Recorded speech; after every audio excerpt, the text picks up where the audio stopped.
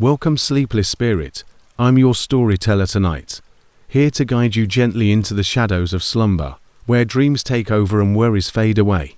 Before we begin, don't forget to like this video and subscribe for more bedtime tales, whispered just for you. Let me know in the comments, where in the world are you watching from, and what time is it as you listen tonight? And if there's a story you've been longing to hear, something spooky, something comforting, tell me. I'm always listening. Now, tuck yourself in. Let the darkness wrap around you like a warm blanket. It's time to let go and drift into the story. 3 months have passed since it occurred, and I still have trouble sleeping. I've always been the kind of person who needs space when things get heated at home. And I'm a junior studying marine biology at UC Santa Barbara. During Thanksgiving break, my parents got into a heated argument about my dad's drinking, and I was no longer able to bear living in that place. My mother's tears, the slamming doors, and the shouting, it was excessive. When I needed to ponder, I did what I normally do. I took a car down to the shore. When I was younger, I used to visit this section of beach close to Carp area. Additionally, there has always been this historic Victorian home situated just on the boarded up, bluffed, and forgotten. Over the years, I had passed it hundreds of times, curious to see what was within. I finally found out that evening, that night, there was a strange attraction about the house. Perhaps it was because I felt so alienated from my own house. However, there was something about that deserted location that appealed to me. It was approximately 9:00 p.m. when I walked up the overgrown trail, parking my beat-up Subaru on the gravel shoulder. The ocean was bringing in a lot of fog, and everything appeared to have been frozen in time. The majority of the windows were covered with aged plywood that had broken and twisted over the years, and the Victorian's paint was peeling in long streaks. Here's the problem, though. I discovered that one of the boards covering a side door was loose and only supported by a few corroded nails. When I went around to the back, it would have been simple to pry it open, and I did just that. The fragrance hit me instantly as the door cracked open into what had once been a kitchen, using a piece of driftwood I discovered in the yard, salt air, musty wood, and something more I couldn't place, something natural and disagreeable. I used the flashlight on my phone to find my way around the room. And to be honest, it was like entering a 1970s time capsule. Dust-covered avocado green appliances, these ugly orange flowers are wallpaper. The margins of the linoleum floors curled up. The walls were covered in brown stains that looked like dried tears due to water damage. When I heard it, I was simply absorbing everything and reflecting on how tragic it was that such a lovely home had been abandoned to decay. From someplace farther inside the house, there was a slight cough. Even though my heart was racing, I called out, "Hi there, who's there?" I met Theodore at that point. He showed up in the doorway between what appeared to be a living room and the kitchen. The man, who was dressed in tattered trousers and a plaid shirt that had seen better days, was most likely in his 50s. He had gentle, salt and pepper hair, of world, as if he had been sleeping on the streets. And in the faint light, his pale blue eyes seemed almost too dazzling. He said, "Didn't mean to startle you," in a remarkably soft voice. "My name is Theodore, although most people call me Teddy. I've been here for a few weeks." He didn't appear dangerous at all. I identified myself as Jake and said, "I'm just tired and a little lonely. I'm just trying to escape family drama." Teddy gave a nod as if he fully understood. He claimed that this ancient location had a way of calling to those in need of refuge, been carrying it out for many years. In the end, we sat on these ancient, dusty chairs in the living room, which creaked every time we moved. Everything seemed less eerie since Teddy had placed a tiny camping lantern on the mantelpiece, and it was glowing warmly. In fact, he was a pleasant companion, told me that before life became complicated, he had worked as a carpenter and was well versed in the history of the house. He remarked, his voice taking on the tone of a narrative. The Whitmore family built this place in 1923. The oil industry was the source of old Henry Whitmore's wealth, brought his 3 children and wife from the east to this place. According to what I heard, they were content for a while. He stopped and sent these sorrowful gazes throughout the room. However, happiness is short-lived, isn't it? Not in homes like this, in particular. I was intrigued, but the way he stated it chilled me. I questioned him about the family's situation, and his entire manner altered at that point. Teddy's expression darkened, and he leaned forward in his seat, his features framed by strange shadows from the lamp. Silently, he mentioned an incident that occurred in 1978. Helen, the youngest daughter, was just 16 years old. Lovely gal. She vanished one night in October, around Halloween, based on the old newspaper clippings I discovered upstairs. Despite weeks of searching, police were never able to locate her body. They discovered proof, but he was silent for a while before continuing. There was blood in the basement, indicating a fight that had been harmed by someone. Girl, really awful. Before he walked away, trembling, her father became quite distraught and began drinking excessively. When the mother could take it no more, she and the other children moved back east, until his death in 1981. Some say, from a shattered heart, Henry remained here alone. The Teddy seemed to have given the narrative a lot of thought, because of the manner he presented it and the numerous details he included. His description of Helen struck a chord with me. Looking off into the darkness beyond the lantern's illumination, like wind chimes in a summer breeze, he remarked, she had this laugh, as well as these emerald eyes, that when she was joyful, she shined. She never took off the small silver locket her grandma had given her. I felt uneasy because of how detailed his descriptions were. How could he be aware of such personal information about a girl who vanished decades ago? He simply shrugged and stated he had researched the history of the house extensively. When I questioned him about it, upstairs, I discovered old letters, photo albums, and other items. When the family ran away, they left a lot behind. Yet there was something in his tone that bothered me. It wasn't like reading about a stranger, the way he described Helen. He seemed to be recalling a real-life acquaintance. Teddy promised to show me where he had discovered the newspaper articles at around midnight. He grabbed the lantern and continued. The father kept everything in a whole room upstairs, media clippings, police investigations, and even some of Helen's personal belongings. It resembles a temple to the events that took place. I ought to have declined. All of my instincts told me to get out, get back in my car, and handle my family's issues the way any other person would. However, I was interested and 21 years old, and the combination of those factors has landed me in more problems than I can remember. This flimsy staircase creaked under our weight as we ascended it. Additionally, with the air felt heavier and more oppressive with every stride, with floorboards that sagged in spots and wallpaper that was coming off in big pieces. The second story was much worse off than the first. I understood Teddy's meaning as he pulled open the door to the room at the end of the hall. Entering the place seemed like entering the fixation of a crazy.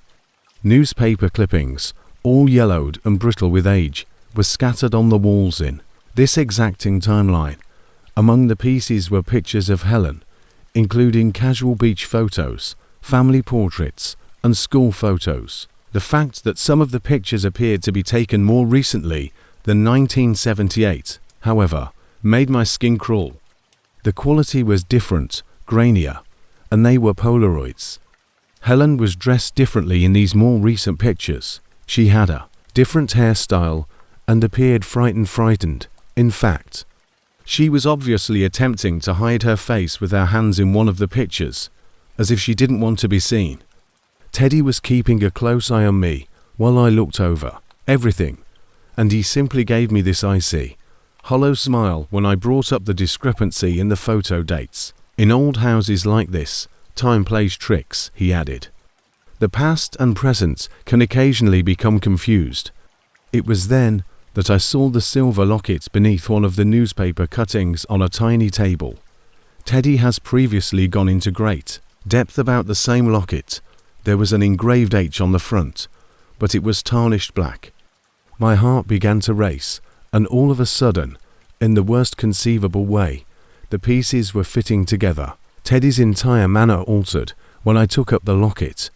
Something flat and frightening took the place of his amiable storytelling voice. Silently, "You shouldn't touch that," he said. "It doesn't belong to you." He just gazed at me for a while. When I questioned how he had these personal belongings, and how he truly knew so much about Helen, then, with a terrible sound that reverberated off the walls, he began to laugh. "Helen has been in my care for a very long time, since 1978. She has been a great friend of mine, and we have amazing chats," he remarked. My stomach turned when he muttered friend, and then I heard a faint scratching noise coming from someplace in the walls. The purposeful, rhythmic scratching sounded like someone attempting to speak. Teddy heard it, and this horrible joy glowed in his pale eyes. "Oh, she's aware that we are discussing her," he muttered. He proceeded closer the area of the wall where the scratching was most loud, and I watched in dread as he put his ear against the old wallpaper. "Helen always becomes agitated when outsiders are in her home. Sh. He spoke to the wall. "It's all right," as if he was soothing a pet. "Daddy is present. All the good boy wanted to do was listen to your story." The whole horror of the scenario dawned on me at that point. This was Helen's killer, not some squatter who had discovered old newspaper clippings. Teddy's brilliant, hungry eyes were following me as I started to back toward the door, clutching the locket harder. But somehow, she was still alive in this place. "Where are you going, Jake?" he inquired quietly. "Don't you want to have a proper meeting with Helen? Over the years, she has been incredibly lonely. She might truly like having a young pal like you, in my opinion." I fled not only from that room but from the entire damned home, stumbling through the kitchen, falling down the stairs in the dark, and bursting out the side door like my hands were shaking so much that I could hardly get the key in the ignition. And as I peeled out of there, I took one last look back at the house. I could hear Teddy calling my name behind me, but his voice sounded different, older, somehow, like it was coming from a much deeper place. When I drove straight to the Carparia police station and told them everything, they sent officers to check the house the following day, but they said it was empty, no camping gear, no newspaper clippings, just an abandoned house full of rot and old memories. But they did find something in that upstairs room. I swear I saw two silhouettes in that upstairs window, one tall and one smaller, watching me leave. That was 3 months ago, and I still occasionally drive by that property. The officer I spoke with indicated the deep gouges that appeared new, and scratches in the walls were likely caused by raccoons or other animals. When I was growing up in Cedar Ridge, Michigan, my sister Lily and I would constantly hear rumors about Wonderland Park, which had been our favorite summer hangout until everything changed in 2006 when 7-year-old Tommy Brennan disappeared during the 4th of July celebration. I wanted to make sure it was still boarded up because I wonder if Teddy is still there, keeping Helen company in whatever twisted way he has been for all these years. The entire fairground shut down overnight, leaving behind rusted rides. Lily and I had no intention of going to the cursed place when we returned home for our grandmother's funeral last spring. But grief has a way of doing odd things to people, and on a humid Thursday afternoon, we drove past the chain-link fence, recalling how Gran used to take us there for carousel rides and cotton candy. Lily suggested that we sneak in just for old time's sake. We found a gap in the fence near the old maintenance shed where years of weather had bent the metal just enough for us to get in. At 28, she still had that rebellious streak that got us into trouble as kids. I should have said no. At 31, I knew better, but I couldn't help myself as I stood there looking at the faded keep-out signs and remembering Gran's laugh as she watched us on the tilt-whirl. Squeeze through. We went past the carousel first. its painted horses frozen mid-gallop with their mouths open in silent screams, and the air felt heavier the moment we stepped onto the cracked asphalt, as if the place were holding its breath. Weeds pushed through every surface, and the Ferris wheel loomed against the grey sky like a metal skeleton. Lily saw the storage trailers lined up behind the game booths, most of them closed, the mirrors around the centre column mostly shattered, reflecting our warped pictures in the surviving parts, some without eyes, some with their men torn off by weather or vandals. She went right for it, while I lingered by a ring toss game, its stuffed prizes long rotted away. "Ashley, you got to see this," she cried out, her voice carrying an edge I had never heard before. With hefty chains, yet one door swung open, swaying slightly despite the still air. We both became silent as we saw the trailer's interior. This area felt lived in contrast to the park's other areas, which appeared to have been abandoned for decades. The floor was covered in fresh candy bar wrappers, Kit Kats, Snickers, and other items that haven't been available since 2006. An improvised table of cinder blocks and plywood held a Coleman lantern. However, the things that made me shiver were in the corner. The kids' clothes were nicely folded, a pair of brand new looking light-up sneakers, striped socks, and a tiny blue jacket. A teddy bear with one eye missing, its fur clean yet matted, sat next to them. Lily's face turned pale as she looked through pages of cartoonish drawings of horses that she had picked up from the table, wheels and horses on a carousel. Whispering, "We need to get out of here." I took hold of her arm. She had her sights set on something else, though. A young boy is seen standing in front of the carousel, or a Polaroid that has been posted to the wall. The colors were too vibrant to be dated 2006, and the picture appeared current. The blue jacket we had discovered crumpled in the corner was worn by the boy. We heard it as we retreated to the door. There was the faint sound of a carousel somewhere in the park, the mechanical notes of an antique jalopy that hadn't operated in 17 years, not a recording. But the song, which was playing at half speed like a music box winding down, was incorrect. We both ran out of the trailer after Lily dropped the notepad. It felt like molasses as we ran through the carnival. It appeared the same at every turn. There were rows of deserted gaming booths, their awnings fluttering in an invisible wind. The identical slow-down rendition of Pop Goes the Weasel was played as the carousel music followed us, sometimes getting closer and sometimes getting farther away. I swear I saw shapes that didn't match our reflections in the broken mirrors as we passed the funhouse. The fence gap had vanished by the time we arrived at the location where we had entered. Fresh metal ties, shining silver against the rust, had been used to wire it tight. While I looked around for another way out and tried not to listen to the sound of footsteps on gravel approaching, Lily began frantically tugging at the gate. At that moment, a man wearing faded overalls appeared behind the ticket booth. With his stringy grey hair and unwavering eyes, he must have been in his 60s, appeared to blink. He was holding a childlike mannequin in his arms, replete with the trailer's blue jacket. He took deliberate strides toward the carousel, passing us as if we weren't even there. When the mannequin's head slumped strangely, I saw with dismay that he had used markers to create a face on it, giving it pink cheeks and a crooked smile. Like a photographer preparing a shoot, he carefully positioned it on one of the carousel horses. Subsequently, he faced us, and his lips moved in silence as he mouthed words that were inaudible over the grating music. Near the ancient restroom structure, Lily discovered a weak spot in the fence where the posts had corroded at the base. We kicked at it furiously as the man, still holding that awful mannequin, started to approach us. Like he had all the time in the world, he moved slowly but purposefully. With a final crack that reverberated throughout the deserted park, the wood gave way, just as his fingers touched Lily's shoulder, leaving filthy smudges on her jacket. We managed to slip through. Without turning around, we dashed outside to my car. However, I could see him holding his mannequin at the fence, while he watched us go in the rearview mirror. Even though the carousel music had ceased, the warped melody somehow seemed worse than the silence. We headed directly to the police station by car. Our tail came out in pieces.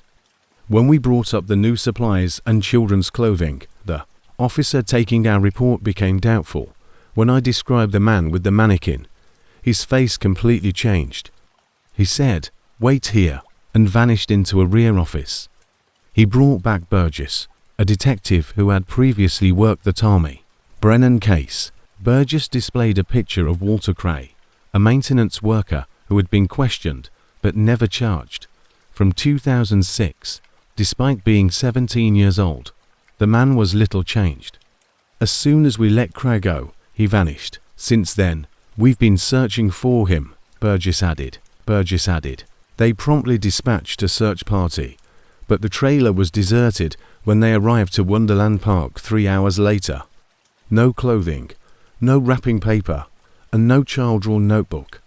Old wood that appeared to have been there 4 years had been used to patch even the hole we had caused in the fence. The dirt on Lily's jacket was the sole indication that we had met, and one Polaroid that they discovered lodged in the fence wire.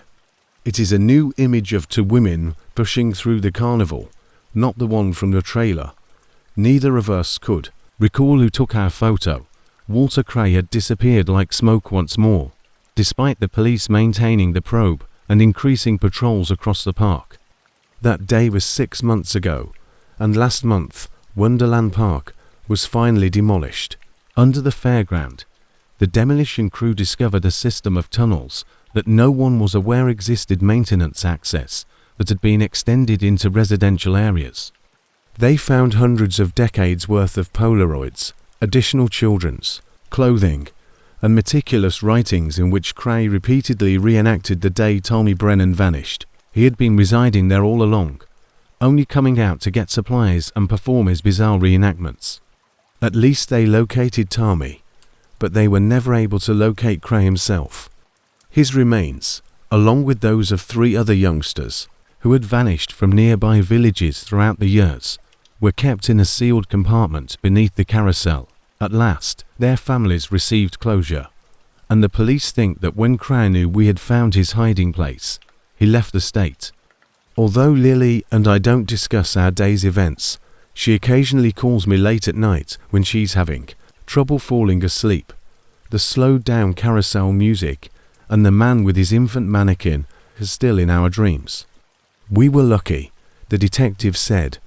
If we had come an hour earlier, we may have joined his collection later after dark. Sometimes I drive by the vacant lot where Wonderland Park once stood, and I never stop, never slow down, and I never pay too much attention to the shadows. There, they constructed a memorial garden with vibrant flowers and a tiny playground for the kids. In the daylight, it's vibrant, full of laughter, and lovely. However, I am aware of what lay beneath, and I am aware that Walter Cray is most likely putting up his sick puppet show at another deserted location out there, waiting for interested onlookers to enter. As children, we experience certain experiences that affect us for the rest of our lives, and what I am going to reveal occurred when I was 16 in the summer of 1987.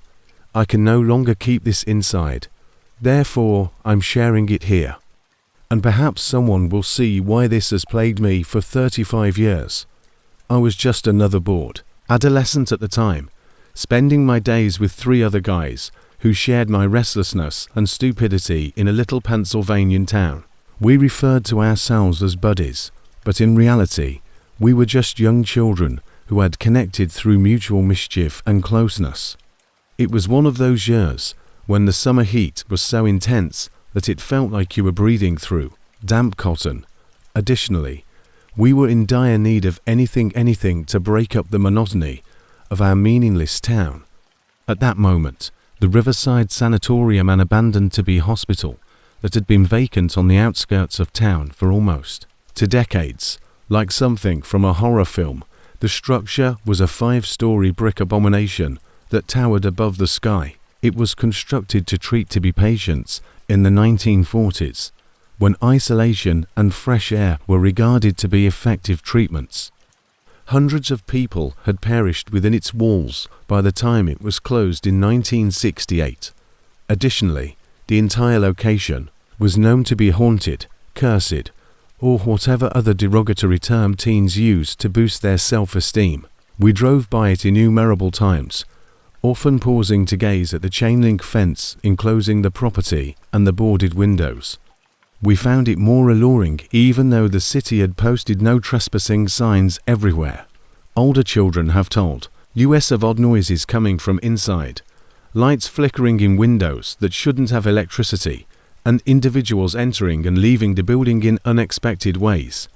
Most of it was probably underscorn, but when the hardest kids in our school talked about it, there was something about that area that made them whisper. Kevin was the one who ultimately proposed that we go inside. Kevin was the informal leader of our team. He was tall, athletic, and had an arrogant smile that made females swoon and teachers despise him. He had a knack for making everything seem like an adventure rather than the foolishly risky underscore that it was. He just blurted it out when we were enjoying a warm can of Coke and griping about how dull everything was at the old railroad tracks outside the grocery store. We ought to enter the sanatorium. Bobby, Chris, and I all just stared at him if he had proposed that we rob a bank. Bobby, who was constantly chewing his fingernails and worried about getting into trouble, was the anxious one. Chris had a scarecrow-like build and was quiet by nature, but when it came to it, he was remarkably brave, even if every sense in my body told me that Kevin's suggestion was a bad one. I was the one who always followed it. That day, just that occurred, my instinct told me that we should go to the arcade instead, but I didn't want to appear weak in front of the other people. The strategy was straightforward, or at least that was how it appeared at the time. After nightfall, we would ride our bikes to the sanatorium, figure out how to get past the fence, and spend perhaps an hour exploring the first level. Enough to declare that we had succeeded, perhaps snap some photos to show the other students. At school, Kevin had been carrying this inexpensive disposable camera throughout the summer, and he was certain that we would become famous if we took pictures inside the shuttered hospital. At 9:00 p.m., we decided to meet at the old water tower, when our parents would assume that we were simply spending time in a dull and safe place. I continued coming up with reasons to back out, while the remainder of the day dragged on like molasses. Perhaps I was becoming ill. My folks might have required assistance with something. Perhaps we ought to hold off until the weekend. However, Kevin would give me this expression as if I were failing him whenever I began to express my reservations, and I would retract what I said. Even though I thought my stomach was churning with excitement, I was committed by the time nightfall arrived. By the time we got together that evening, the intense heat of the day had hardly subsided. We were surrounded by mosquitoes that swarmed like tiny vampires in the humid, dense air. As we rode our bikes, we passed homes where families were spending the night, as well as the shuttered stores and dimly lit storefronts of our drowsy downtown. The sanatorium was located on a hill overlooking the valley where the majority of us resided, some 2 miles outside the town center. I could make out the building's silhouette against the starry sky as we approached, pedaling up the twisting road that led to the facility. It appeared considerably more formidable in the gloom, as if we were going to awaken a sleeping giant. The 8-foot-tall chain-link fence had rusting barbed wire on top. Kevin, however, had done his research. He had discovered a spot where the fence had been cut, most likely by other children who shared our clever idea. We managed to go past the opening one by one, pushing our bikes in with a clang against the metal. In some spots, the scrub brush and weeds that covered the ground around the sanatorium reached our waists. In the dim light of the quarter moon, we could hardly see the old concrete sidewalks that headed toward the main entrance, which were cracked and broken by tree roots. Here, the air had a distinct scent, something different from the typical summertime aromas of mowed lawns and barbecue smoke. There was a stale, medicinal smell that seemed to emanate from the structure. We walked toward the main entrance, leaving our bikes tucked up in a clump of shrubs close to the fence. Heavy padlocks and chains held the enormous wooden doors in place. Kevin, however, had also expected this. When the facility was open, he showed us the side of the building where a loading dock had been constructed for deliveries. A large vine that had grown through the opening in one of the metal doors was holding a jar open, which was drooping slightly. We managed to squeeze through the narrow gap. Kevin sneaked inside before any of us could decide otherwise. Everything changed as we entered that building. The air became heavy and oppressive, like breathing through a damp blanket, and the temperature plummeted by at least 10. Weak beams from our flashlights shined through the shadows, exposing a small hallway with walls covered in watermarks that resembled dark bruises and peeling paint. Debris, shattered glass, pieces of plaster, and other items I didn't want to name were all over the floor. I was waiting for someone to tell us to halt, to turn around, and to head home, because every step we took reverberated across the deserted area, with his beam sweeping back and forth like he was searching for treasure. Kevin was already making his way farther inside the building. Right behind him, Bobby was feigning bravery, but I could hear his breathing becoming shallower and faster. With his flashlight aimed at the ground as if he were terrified of what he might see if he looked up, Chris came up last. We passed doorways, leading to rooms so dark that our flashlights couldn't see through them as we moved along what must have been the main hallway. The smell was the first thing that truly got to me. As one might anticipate from an abandoned building, it wasn't only musty or mouldy. Something more profound, something that made you want to gag and appeared to cling to the back of your throat. Brought back memories of my grandmother's illness. That a combination of the sterile hospital fragrance and something else, something terrible and human that I couldn't quite identify.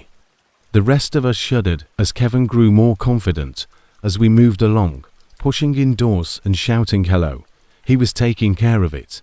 Similar to a game, however, I could tell he was as anxious as the rest of us by the edge in his voice. We looked into what appeared to be former patient rooms, which still had metal cupboards with their doors hanging open and rusting bed frames. Bobby made a joke about someone spray painting "Get Out" in red letters over the wall of one room, but no one laughed. I wanted to turn around and sprint back to our bikes more and more as we entered the building. Kevin discovered the stairs down to the basement after we had been inside for perhaps half an hour. The door creaked like something out of a horror film, and it was made of hefty wood and painted institutional green. As he opened it, a blast of much colder air rose from below, bringing with it an odor 10 times more offensive than the one we had been enduring upstairs. I felt sick to my stomach because it smelled like chemicals, decay, and something sweet. Kevin was already shining his torch down the concrete steps when Bobby muttered, "No way." Chris nodded in agreement. "Don't be babies, please," he added. I should have supported Bobby and Chris and suggested that we leave, but something in Kevin's tone made me feel, though I had to prove myself. "We've come this far. Let's just check out one room down there and then we'll leave." Our footsteps echoed differently down there, muffled and strange, as if the sound were being absorbed by the walls themselves. Before I knew it, I was agreeing to go downstairs with him, while the other two waited by the stairwell door. It was the dumbest thing I've ever done in my life. The basement was a labyrinth of small rooms and narrow corridors that must have been used for storage or maintenance. When the hospital was open, we found rooms full of old medical equipment, wheelchairs with leather straps, metal tables with restraints, and glass cabinets that once held instruments I didn't want to think about. Kevin continued to take pictures with his disposable camera, the flash producing short, blinding bursts of stark white light that made everything appear even more sinister. The temperature seemed to keep dropping the farther we went, and I could see my breath forming little clouds in the beam of my flashlight, until Kevin spotted the door at the end of the corridor. In one room, We found a pile of patient records that had been left behind, yellowed papers with names and dates from the 1950s and 1960s. Kevin was fascinated by them, reading off names of people who had died decades ago. While I stood in the doorway, wishing we'd never come down here, Kevin started trying to figure out how to open a door that looked different from the others, newer somehow, as if it had been installed long after the hospital had closed. It was made of solid steel, painted a dull grey that appeared nearly black in our flashlight beams, and had a heavy deadbolt installed from the outside instead of a handle on our side. "This has to lead somewhere significant," he muttered, his voice resonating in the little hallway as he ran his hands along the frame, searching for any vulnerability. Why else would they lock it up like this? He had discovered a piece of metal.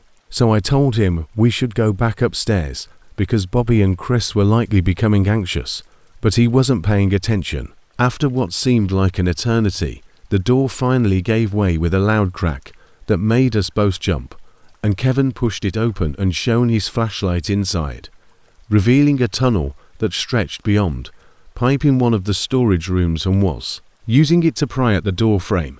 The sound of metal scraping against metal was extremely loud in the cramped space, and I kept expecting someone to come running to see what we were doing. "Holy shit," Kevin said, and I could hear the excitement in his voice. "This has to be some kind of service tunnel." The air that emerged was different from the rest of the basement. It was warmer, almost tropical, and had a humidity that made the hair on my arm rise up. Perhaps it leads to the former power plant or links to other buildings. I called after him and told him to wait, but he was already walking away from me when he entered the tunnel before I could stop him, his torch beam vanishing into the darkness ahead.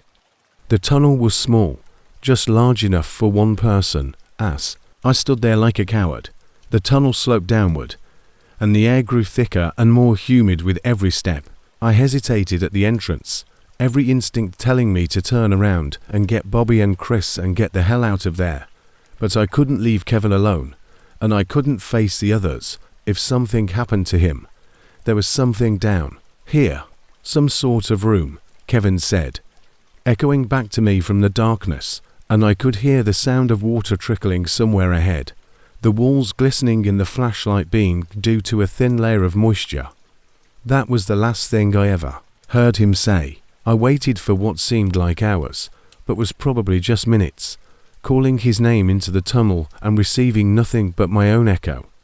The silence was horrifying and unbreakable, and when I finally had enough, I ran back through the basement and up the stairs, finding Bobby and Chris right where we had left them. As soon as I told them what had happened, they could see the panic on my face. Chris kept saying, "We need to call someone," while Bobby began to hyperventilate. Someone needs to be called. What were we going to say to the police, though? We spent the next 4 hours looking for Kevin, calling his name until our voices could be heard, but it seemed as though he had disappeared into thin air.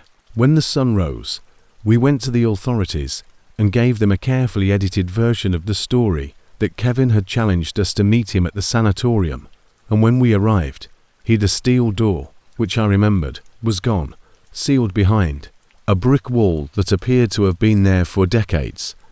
The search teams that came out found no trace of him, no tunnel, nothing. The case went cold after 3 months, and Kevin's parents never stopped thinking that he had run away, perhaps. I moved away for college and tried to forget, but Kevin haunted my dreams for years. Then, in 2019, I received a call from Chris.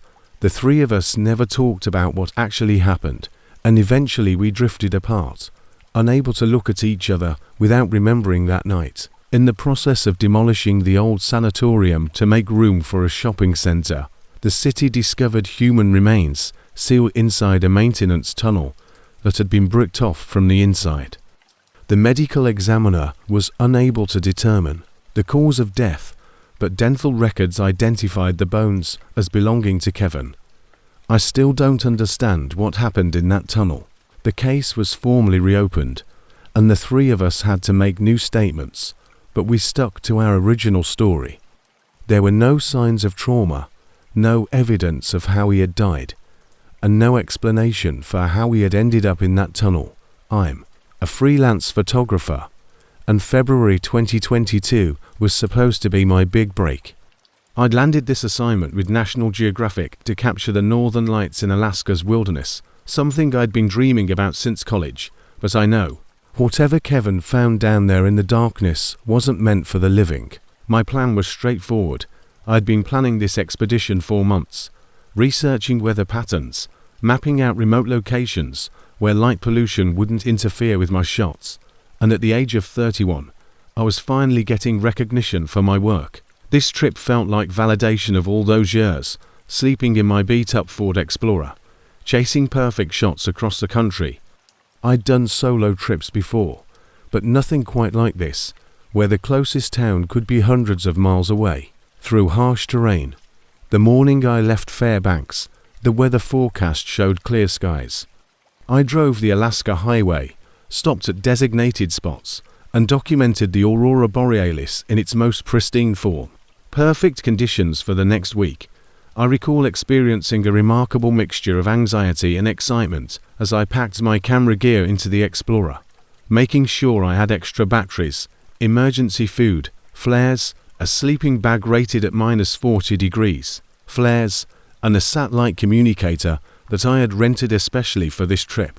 The device was supposed to function anywhere, even in the route I planned would take me through some of the most beautiful and dangerous wilderness in North America. But I felt prepared. I'd tested it before leaving, sending a message to my editor to make sure everything was working perfectly.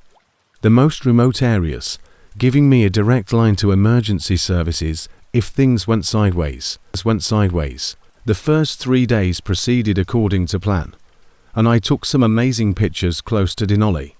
I had planned every mile, marked possible camping locations, and even located a few abandoned buildings along the route where I could seek shelter, if necessary. However, I had not factored in how easily things could go wrong in an area where civilization seems like a faraway memory. I was getting about 2 hours of sleep every night, tired from the adrenaline and the beauty of what I was witnessing, and by day 4, I was moving toward a more remote location. The aurora activity was intense, dancing across the sky in ways that made me forget about the bitter cold seeping through my gear. The temperature had dropped to -28, and my Explorer was handling it like a champ, the engine purring steadily as I navigated the winding mountain road. I remember thinking how peaceful it was, just me and the wilderness. This was the location I'd marked on my map, a spot about 60 miles from the closest road maintenance station. Miles passed without cell towers, traffic, or a human noise. The only sounds to break the utter stillness were the crunch of snow beneath my tires and the sporadic crack of ice settling in the distance. Then the storm struck, seemingly out of nowhere, as if someone had flipped a switch on the weather. My GPS was useless, and I was driving in clear skies 1 minute.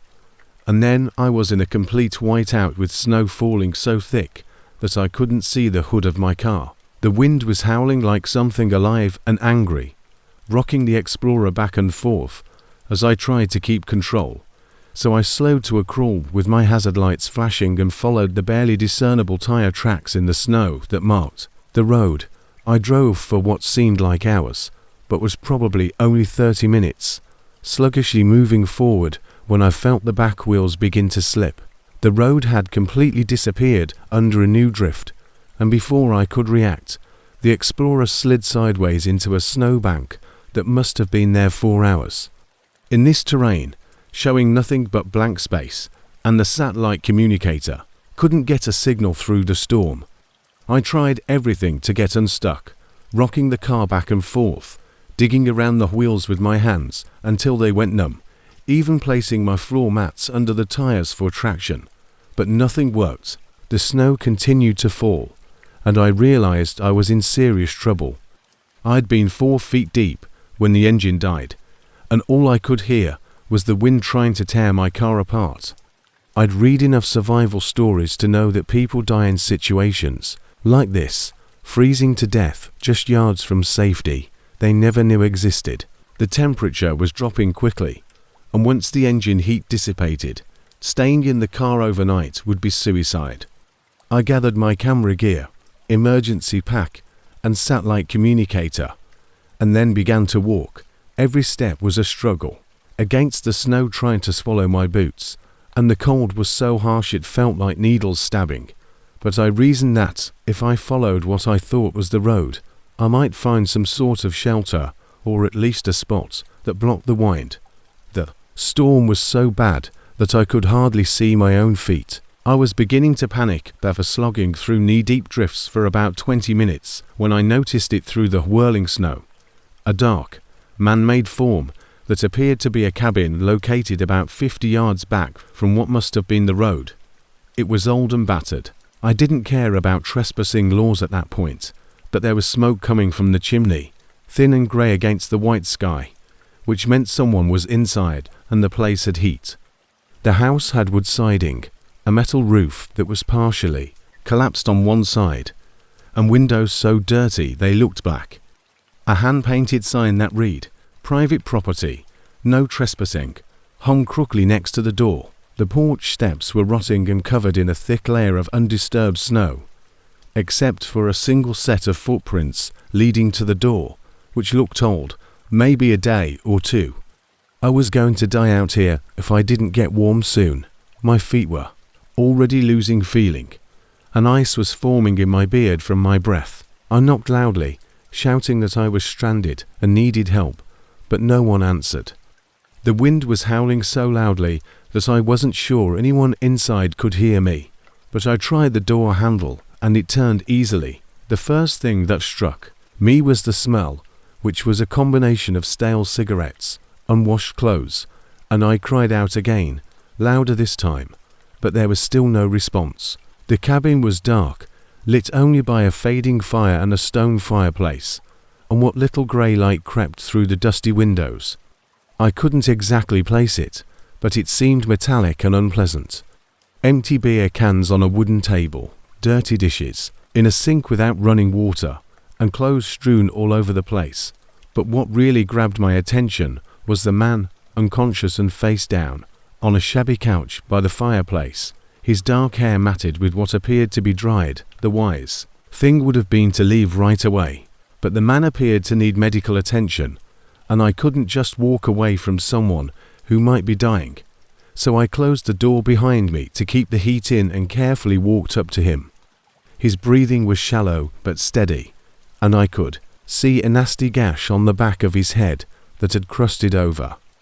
A lamp was shattered on the floor, furniture was toppled in spots, and dark stains that were disturbingly like blood on the wooden floor created a trail from the kitchen area to where the man lay. The more I looked, the more I discovered things that unnerved me. Additionally, the opposite wall had what appeared to be bullet holes. This was not an accident victim. Rather, it was the result of a violent incident. I went next to the couch and gave the man a little shoulder shake, calling out to check if he was responding. His skin was chilly, but not. I was going for my phone to call for help when I realized there was no connection out here and my satellite communicator was in my pack. The man's eyes suddenly popped open as I started to get up to retrieve it. It was freezing, and I checked his pulse, which was weak but present. He didn't look appreciative or perplexed like someone who had just received assistance. Instead, he appeared irate and cunning, like a predator who had just seen prey. They were bloodshot and wild, darting about the room before concentrating on me with an intensity that sent shivers down my spine. "Who the hell are you?" Before I could respond, he was sitting up and moving more quickly than someone with a head injury should be able to. He hissed in a gruff and rough voice, asking, "What are you doing in my cabin?" I started to explain about the storm in my car, but he cut me off with a harsh laugh that made my skin crawl. "Your cabin? You were bleeding and unconscious, so I thought you might need help," I continued, attempting to speak steadily. He squirmed and grabbed the back of his head before turning to face his fingers. "Yeah, well, The old man, the owner of this place, won't need it anymore." His tone was so cold and matter-of-fact that it made the hair on my arm stand up. I looked around the cabin once more, seeing the bloodstains and the devastation with fresh eyes. This was a crime scene, not an accident or medical emergency. Was standing in it with the criminal. He got up from the couch, and I had a better look at him. "Listen," I said, slowly backing toward the door. "I'm just going to head back to my car and wait out the storm. I don't want any trouble." His clothes were filthy, and he had a wild expression in his eyes that reminded me of cornered animals I'd photographed in the wilderness. "You're not going anywhere," he said, reaching behind his back and drawing out a hunting knife with a 6-inch blade.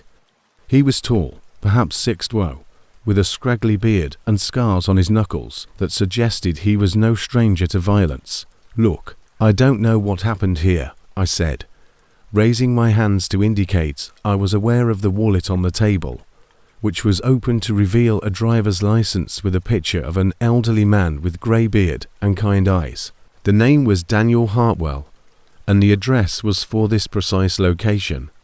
The man in front of me was most definitely not Daniel Hartwell. He shook his head, moving toward me with the knife low and ready. "They all say that, but you know what? I'm not going to say anything to anyone. I just want to get back to my car and leave." He was faster than I thought, and as I twisted away, the knife slashed across my left shoulder, slicing through my jacket and into my body. Dead men don't tell tales. The phrase sounded practiced, as if he had said it before, and that thought scared me more than anything else that had happened thus far. I heard him swearing and scurrying to keep up as I ran into the woods next to the cabin, my boots slipping on the icy ground. The pain was sudden and sharp, but adrenaline kept me going. I threw my weight against the door and exploded outside, into the howling storm, the cold slapping my face. I could hear him behind me, smashing through the woods, shouting threats that the wind carried away, and I could hear the ground, branches whipping against my face as I pushed through the thicket. The snow falling so heavy that I could hardly see 3 feet ahead, but I continued going, knowing that stopping meant death. The forest was dark and dense, and I soon lost my sense of direction, but at least the thick canopy overhead was blocking some of the snow. After what seemed like hours, but was probably only 20 minutes, I could no longer hear him. My shoulder was burning, and I could feel warm blood soaking into my shirt, but I dared not stop to assess the damage. The cut on my shoulder was not deep enough to be fatal, but it was bleeding steadily and throbbing from the cold, so I squatted behind a fallen log and tried to catch my breath and think about what to do next. I pulled out my satellite communicator with numb fingers and tried to get a signal, but the storm was still interfering with the connection, and I knew I had to keep moving to stay warm, but I was totally lost in a blizzard with a killer somewhere behind me. I recalled from my research that there should be a ranger station approximately 5 miles northeast of this location. If I could locate it, I would have a place to stay and a way to call for assistance. I took a bearing with my compass and began to walk, making the deepest tracks possible in the snow so searchers could find me. Perhaps I might follow them later. Every step was painful, but I couldn't stop thinking about that wallet, Daniel Hartwell's gentle face, and how this maniac had most likely killed him in cold blood. If I could avoid it, I wouldn't want to become another victim. Eventually, the storm began to clear away. The summer I turned 17 was probably the most boring 3 months of my life. I was stuck in rural Vermont with nothing to do but help my dad at his auto repair shop or sit around the house watching Netflix. At dawn, I noticed smoke rising in the distance. It was the ranger station, and I had never been happier to see a building in my life. My parents weren't exactly wealthy. Mom worked as a secretary at the county courthouse, and Dad's small repair shop barely kept us afloat, but they were decent people who helped their families out on the farm or at the local diner.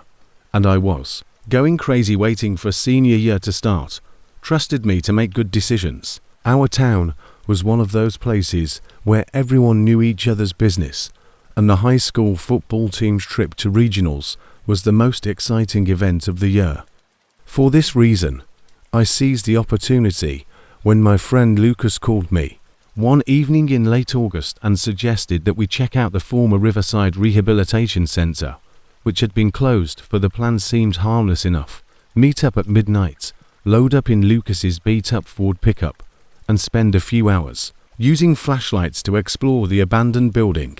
This was approximately 5 years after a scandal involving patient mistreatment, and it was located about 15 miles outside of town, surrounded by dense woods, and essentially forgotten by the world. In addition to Lucas and me, there were, although we had all heard the usual small-town rumors about the place's mysterious patient deaths, illegal experiments, the usual ghost stories that get passed around when a building sits empty for long enough. We were really just 4 bored teenagers looking for some excitement and maybe some cool photos to post on social media.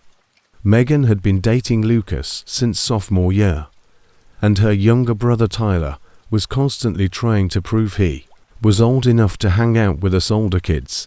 The building itself was a huge 3-story brick structure that must have been impressive when it was first constructed in the 1960s, but now it just stood there like a monument to neglect, with weeds growing through parking lot cracks, graffiti covering the lower walls, and broken windows lining every floor, giving the place the feel of a horror film. We met at the old gas station on Route 7 just before midnight, and I could tell that everyone was excited, but trying to keep it cool. Tyler kept making jokes about ghosts and trying to frighten Megan, while Lucas checked his backpack for the 3rd time to make sure he had enough flashlight batteries. None of us could have predicted that our little adventure would turn into the most terrifying night of our lives. The main doors were chained shut, but Lucas had done his research and knew about a side entrance near the loading dock where some of the boards had been pried loose. The drive out there was fairly quiet, with only the sound of gravel crunching under the tires and some classic rock playing softly on the radio. When we finally pulled into the overgrown parking lot, the headlights illuminated the front entrance, and I swear the place seemed even more intimidating than I remembered from driving past it during the day.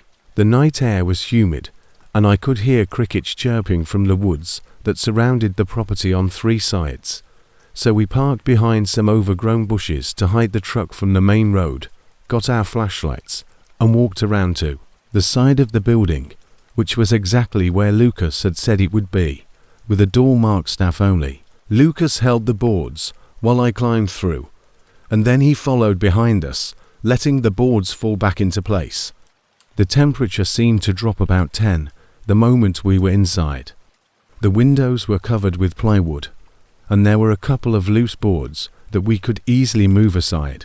Tyler went first, squeezing through the gap and disappearing into the darkness, followed by Megan, who was trying to act brave, but kept looking back at us nervously. We were in what had once been a storage room, with discarded metal shelving, units lining the walls and papers all over the floor, when this musty smell hit us, like wet cardboard mixed with something medicinal that made my nose wrinkle. Tyler was already shining his flashlight around, illuminating graffiti left by previous trespassers and water stains on the ceiling, when the beam of light caught something that caused us all to pause. Lucas murmured, "Probably just some other kids who came through here recently," but I could hear the hesitation in his voice. New footprints in the dust on the floor, way too recent to have been left by whoever had broken in here months or years ago. Determined to stay together, we made our way deeper into the building, following a long hallway that led toward what had once been the main reception area, lined with doors that hung open, revealing patient rooms stripped bare of everything but the occasional broken chair or strewn medical equipment, and our flashlights created these eerie shadows that danced on the walls as we walked, every small sound seeming amplified in the empty space. About halfway down the hall, Megan took hold of my arm and aimed her flashlight at one of the rooms, where a sleeping bag, some folded clothes, a couple of empty water bottles neatly arranged in a corner, and what looked like a makeshift bed were all spread out on the floor. The sleeping bag unzipped and the pillow still had an indentation in it, as if someone had just been lying there.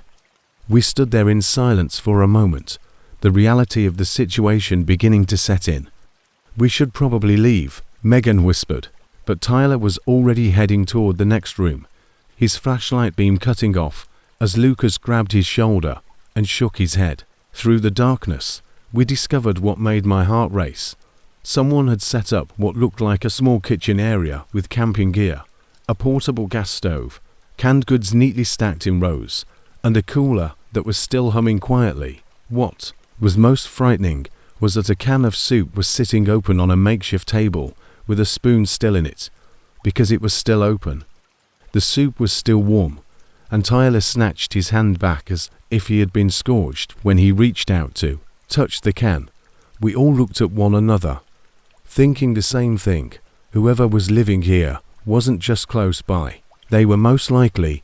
We were still in the building when we heard it. Slow, deliberate footsteps coming from somewhere above us, as if someone was trying to be quiet, but was failing.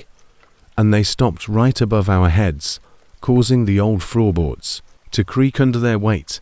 Tyler's flashlight beam began to tremble as he aimed it at the ceiling, and Megan drew nearer to Lucas, her breathing shortening and quickening.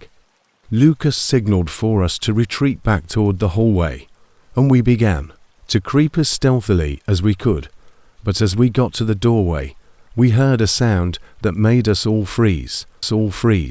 Clearly, there were several footsteps upstairs, not just one, and they appeared to be following a pattern, as if they were looking for something or following a certain path through the building. To make matters worse, we heard what sounded like muffled voices, too far away to make out words, but unmistakably human.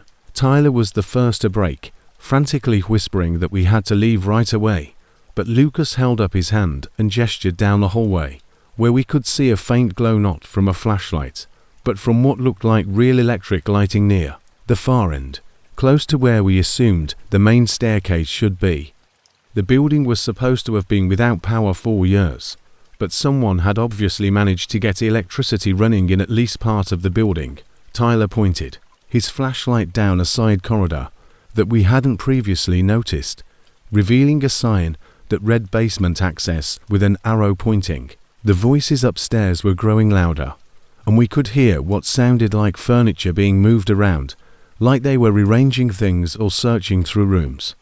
We huddled together in the doorway, trying to decide whether to run for the exit or find somewhere to hide until whoever was upstairs moved to a different part of the building. We moved as quietly as we could down the side corridor, our flashlights casting dancing shadows on the walls that made everything seem even more ominous. Lucas shook his head instantly, but the footsteps above us were approaching what sounded like the main staircase, and we realized we might not have a choice. The basement seemed like our best option for hiding until we could figure out a way to get back to the exit safely. Sinister. The narrow concrete staircase had metal railings that were cold to the touch and slightly damp from condensation. The air grew thicker and more humid as we descended, and the medicinal smell was mingled with another scent that reminded me of a locker room that hadn't been cleaned in months. The basement was even more eerie than the upper floors, with our flashlights revealing a labyrinth of corridors lined with what must have been treatment rooms, each one containing rusted medical equipment and examination tables covered in years of dust and grime. We heard the voices from upstairs becoming much louder about halfway down the stairs, and it became evident that whoever was up there had realized they weren't alone in the building. But what really stood out to us were the clear indications that someone had been down here lately. In one room, we discovered a makeshift workshop with tools set up on a metal table. In another, we discovered piles of old patient files neatly arranged.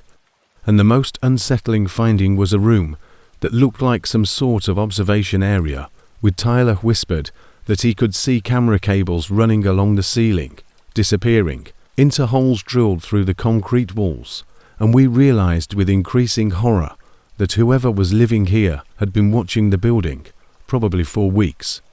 There were several monitors connected to what appeared to be a jury-rigged security system, and although the screens were dark, the equipment was obviously operational with little LED lights blinking in the darkness. We were trying to decide which way to go when we heard it. The sound of footsteps above us had stopped, replaced by an eerie silence that was somehow even more terrifying than the noise had been, and we heard it, the sound of someone coming down the basement stairs, moving slowly and deliberately, as if they were trying not to make noise, but couldn't quite manage it. Weeks or months, and they most likely knew exactly where we were at that very moment. Lucas grabbed my arm and gestured toward what looked like a maintenance corridor that ran deeper into the basement away from the staircase. We started walking in that direction, but we had only gone about 20 feet when we heard a voice from the stairwell. The heavy footsteps suggested that the person was much larger than any of us, and they seemed to pause every few steps, as if they were listening for sounds from below. I couldn't tell exactly where it was coming from, but it was getting closer. It was a man's voice, gritty and rough, calling out in a sing-along tone that made my skin crawl. He was talking about visitors, how long it had been since he'd had company, and how he hoped we weren't planning to leave so soon.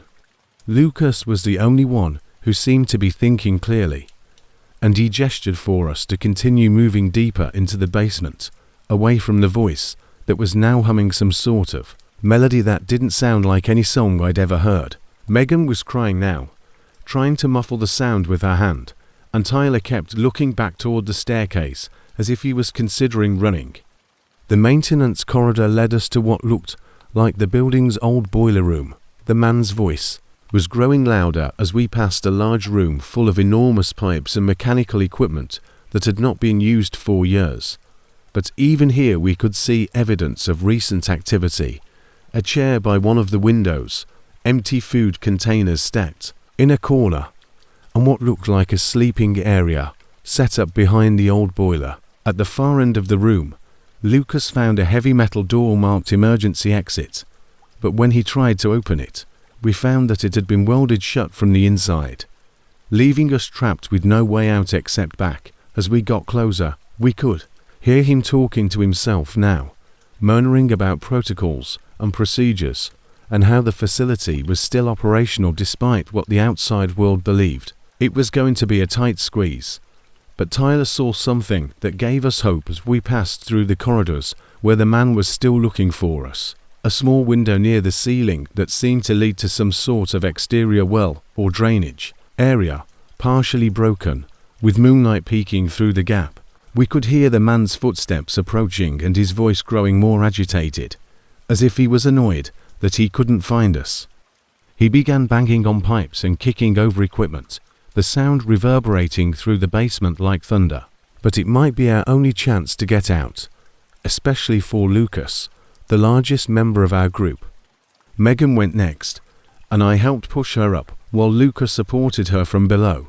The man's voice was now coming from just outside the boiler room, and we could hear him trying various doors, getting closer to our hiding place with every second. Lucas boosted Tyler up to the window first, and we watched as he squeezed through the broken glass and vanished into the darkness outside.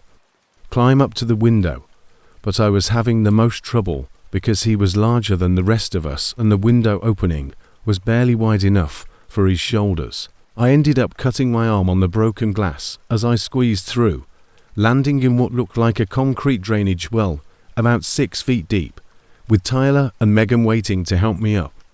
We ran through the woods around the building, branches scratching at our faces and arms, until we reached the truck. We heard the man enter the boiler room just as Lucas was halfway through the window, and the sound of his irate yelling filled the night air. Lucas eventually made it through, but not before the man had noticed him and began climbing on equipment to reach the window.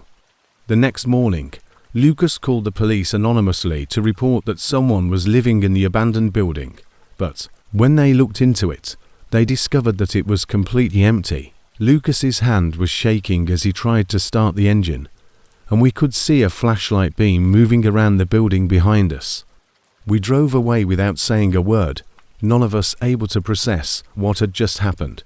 The trailer park was where I spent the majority of my childhood, and I had not returned to that side of town in over 10 years. There was no camping gear, no security cameras, and no indication that anyone had ever been there. I still have nightmares about that voice calling out in the dark, and I've never been able to explain what we went through that night, nestled between a desiccated canal and the abandoned train tracks.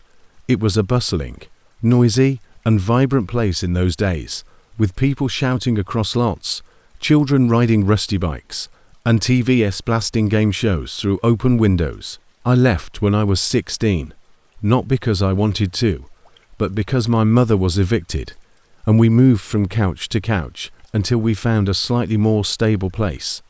I don't know what I was expecting when I made the snap decision to turn down East Cyprus Road last month on my way back from seeing a friend in the hospital. Perhaps a remnant of home was still there, but the entire place was gone, with the trailers mostly torn out and replaced by a wasteland of cracked concrete, puddles full of mosquito larvae, and the remains of old fence posts. I parked my car close to where our old unit used to be, and even though the number plate was long gone, I could still remember the pattern of the bricks we used. There were a few trailers still standing on the far end, crooked on their axles, with broken windows and graffiti tattered walls. There were no signs, no crews, no fences, just silence and decay. Laid as a front path, they were now partially covered in weeds. I stood there for longer than I should have, taking in everything, until I noticed a trailer a few rows over that didn't appear to be as trashed as the others. It had a plastic lawn chair, curtains in the window, and a broom, propped up. The trailer's door wasn't locked, but I knocked once out of habit before pushing it open. The air inside was heavy, like stale sweat and metal fragments, and I stepped over, walking around the door as if someone had just used it. Curiosity won over. Old soup, but it wasn't empty. Canned foods were neatly stacked on the counter. A sleeping bag was spread out on the floor, and an old radio, still set to some static-filled AM station, was sitting on a milk crate, and although it appeared to have been wrecked, it wasn't. Had its place. Then things started to get twisted. There was a Polaroid photo on the small table near the back, a picture of my mom and I sitting on our old porch, most likely taken the summer before we were evicted. I couldn't remember who took it, and I stared at it for a long time. It wasn't contrived, and I looked young, maybe 12, with a popsicle in my hand, half of it already melting down my arm. My mom laughing off camera with her hair tied up in a red bandana, and a new thumbprint smudge on the edge of the Polaroid. The door wouldn't budge, the broom was gone from outside, and I felt like I shouldn't be there. Not in a this is someone else's space type of sense, but something more intuitive. It had been touched recently. When I noticed it was becoming dark outside, I jerked the handle harder and screamed out, "Hello," but nothing came up. I took out my phone, but naturally there was no coverage, so I tried texting my husband just in case it would go through. Later, I didn't want to start shouting just yet. There was a half-eaten granola bar next to the sleeping bag. I looked around the trailer again, more slowly this time, because something about the silence felt confined, as if sound wouldn't travel. My skin prickled. The trailer no longer felt empty, and the radio had changed from static to faint sounds, perhaps praying, chatting, but I couldn't quite make it out. I went to the back and tried. I didn't want to move, so I listened, holding my breath as something shifted down there, just a slight scraping sound like fingers brushing the metal shelf, and then I heard the click, soft but unmistakable, from one of the cabinets under the sink, the bathroom window, nailed shut from the outside. I backed away slowly, keeping my eyes on. I grabbed the closest object I could find, a cheap flashlight without batteries, and began to edge forward the cabinet door again, not jiggling the handle this time, but slamming my shoulder into it twice, hard. The door didn't open, but whatever was behind it now knew who I was. The cabinet groaned, so I hurried to the kitchen and pushed the table against it before grabbing the broom that had returned by itself. I don't know what type of lock they used, but it wasn't typical for these kinds of trailers. Nothing gave. The door held solid. I pushed the handle into the gap between the door and frame, trying to pull it open, but then I heard a man's voice behind me say, "Calm and quiet." The door was leaning there once more, as if someone had returned it, while I was not looking. The outside world is unsafe. I spun around so quickly that I knocked the broom off balance. However, no one was present. The room was empty. The window was empty. I waited for footsteps or another person while I stood in the middle of that trailer, breathing like if I had just raced a mile. Noise, anything. But as the wind increased outside, all I could hear was the frame creaking. At that moment, I made the decision to stop waiting for whatever it was. I entered the tiny bedroom, kicked, till the bottom frame bowed enough to let me in, and took off the window screen. I slithered out, fled, scraped my arms on the way down, and dug into the earth. I didn't even turn around, out of reflex. I locked my car and slammed the door shut. As if nothing had occurred, as if it hadn't engulfed me for the past hour. That trailer was simply sitting there in the last of the light. After giving it one final glance, I saw something in the rearview mirror. The Polaroid was being held by someone standing in the window. I headed directly to the sheriff's office. I just went in with dirt on my clothes and a voice still full of stress, without going home or making a phone call. I informed them that I had been locked in, and that someone was residing in one of the abandoned trailers. The on-duty deputy, a man Morris, didn't blink at all.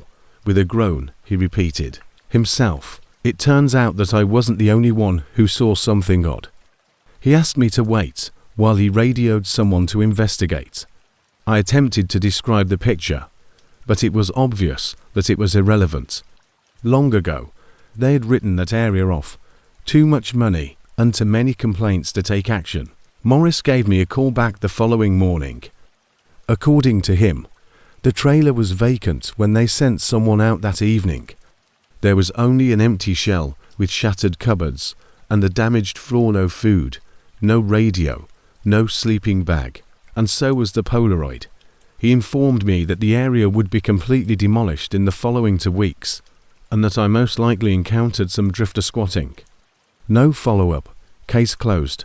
I inquired as to whether there were any records or fingerprints that would allow them to identify the previous occupants. He looked at me as if I was squandering his time. "It's an abandoned trailer, ma'am.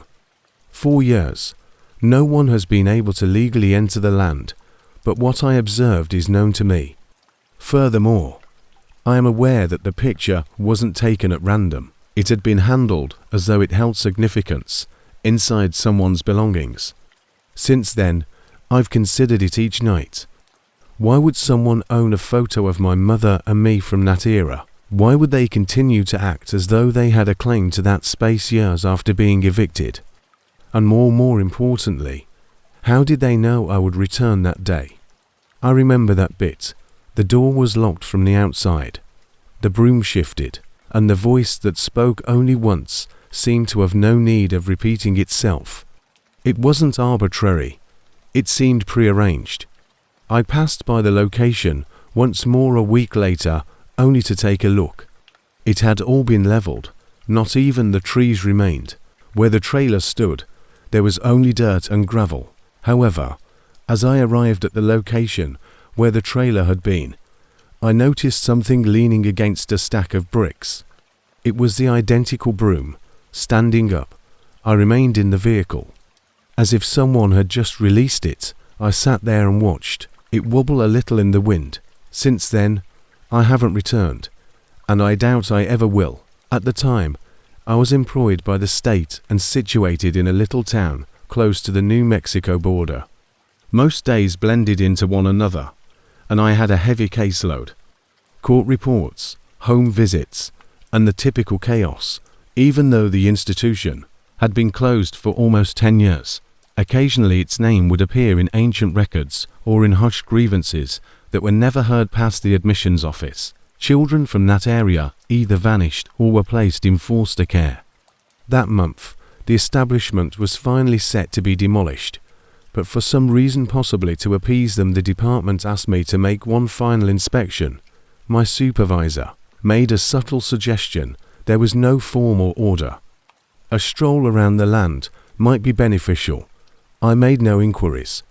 At the edge of a field that had dried up, the building stood lonesomely. In some spots, the chain-link fence is just hanging on. I recall that specific smell permeating the air, mold, dust, and something more difficult to identify, like memories soaked in them, are all present in old structures. It was a modest 2-story building made of red brick with long-gone signs still fastened over the main entrance. When I arrived, the front doors were already slightly ajar. It's not locked, but there are no indications of forced access. I didn't expect to find anything because I figured that much of stuff had already been sorted through by scrappers or idle youngsters. I intended to be in and out in less than an hour, so I brought my flashlight, notebook, and bottle of water with me. It was worse inside than I had imagined. Graffiti, emptied filing cabinets, untoppled furniture are splattered over each other wall. There was still peeling wallpaper in several of the rooms that featured cartoon bears, rabbits, and creatures that had faded to the point of being haunted. The majority of the rooms I inspected were storage closets and dormitories with bunk beds still fastened to the floor. I discovered a pile of incident reports crammed into a drawer at what had been the nurse's station, water damage and half shredded. Pages were present, but some dates could still be read. I wasn't very interested in the reports. However, there was a big metal cabinet in the corner that appeared oddly dust-free, as if it had just been cleaned. It was firmly pushed up against the wall. However, the cabinet moved an inch to the left as I leaned into it. My heart began to beat a bit more forcefully. I inhaled and pushed once more. A square panel of old wood with a rusty iron ring in the middle was fixed into the floor behind it. Perhaps a trap door for all storage or utilities. The blueprint I had taken from the repository earlier that morning did not match it. The panel creaked open as I knelt down and yanked the ring. A flight of short concrete stairs led down into the shadows. I couldn't name the fragrance, but it was a combination of metal and soil. A stale taste. I had got this far, but I wasn't sure if I should go down. I then turned on my headlamp to full beam and began to descend, taking it slow and steady. The stairs led to a small hallway that was just a little wider than my shoulders. The air was strangely calm, and the walls were made of rough cement. I could hear every sound I made, like if the tunnel didn't want to stay secrets. I continued to travel while my flashlight's beam flickered across wooden support beams and ancient metal pipes. I was nervous since the floor dipped slightly downhill. This was not merely an old root cellar or crawl room. It had been purposefully constructed. The tunnel led to a little room bigger than a maintenance closet, about 20 yards in. I then noticed the sleeping bag. It rested on a thin layer of foam and was neatly tucked into the corner. It was accompanied by a pack of unopened crackers, a few empty water bottles, and a shattered plastic bucket. I stared at it, trying to figure out if it was still in use or if someone had simply left. The foam mat's edges were curled as if they had been used frequently, and there were tiny footprints in the dust on the ground. Even though my gut told me I shouldn't be down there, I was unable to leave just yet. I needed to know what this location was, why it wasn't in the original plans, and why it was here. I took out my phone to snap a picture, but the flashlight app wouldn't open, and there was no signal. I became aware of my primary flashlight's dimming at that point. I tapped the side, in the hopes that it was simply loose, but it was clear that the light was going out. When I checked that morning, the batteries were full. I heard a sharp shuffle of feet behind me as I turned to return the way I had come, passing the tunnel opening. There were real, purposeful footfall on concrete, not a mouse or an echo. My chest constricted. I listened while standing motionless. The air was thick, as if the tube itself were exhaling. I gently turned around with my lights up, but it was only about 5 feet away. I couldn't see anything properly, since the tunnel behind me went into the black. However, the sound reappeared, this time softer, as if someone was attempting to keep up with me so they could remain just out of sight. I kept my eyes on the tunnel as I retreated toward the stairway. I was reluctant to call out. I preferred not to hear a voice response. It was made worse by the quiet that lingered between each stride. Similar to the individual, whomever they were, wasn't rushing. All they wanted was for me to lose it first. I continued to backtrack until my heel collided with the bottom step. I was afraid to turn around, with my illumination flickering with each step. I just ascended. I ventured a final look over my shoulder halfway up. Nobody was there, or at least I couldn't see anyone. However, the footsteps had ceased, which was worse in a way. I hurried inside the room, almost toppling the cabinet, as I shoved the trapdoor open. I didn't pause to shut it. I simply fled that building as if it were on fire. I sat for a full minute in my car, locked the doors, and then turned the key. By this point, the flashlight had entirely died. I looked at the batteries, still in good condition. I peeked inside the container after opening it.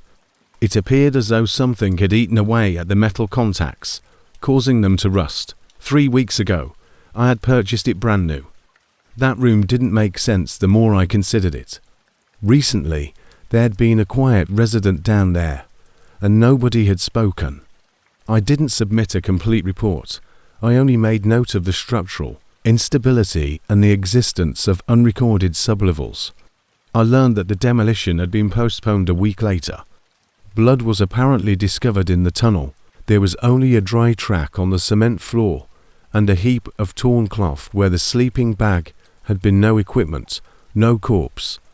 The location was shut by the state while it was investigated further, but I'm positive that nobody followed up. I asked in a low voice. Everyone pretended to be unfamiliar with the location. The building appeared to have been not a spot where kids used to sleep or vanish, but a bureaucratic annoyance. I haven't returned. I moved to counties over and changed jobs a few months later, yet I still think about that tunnel more than I want to confess. I'm not afraid of what was down there. It's the opposite. The fact that it appeared normal and was so skillfully concealed frightens me. It wasn't intended to be forgotten, but it wasn't intended to be discovered either.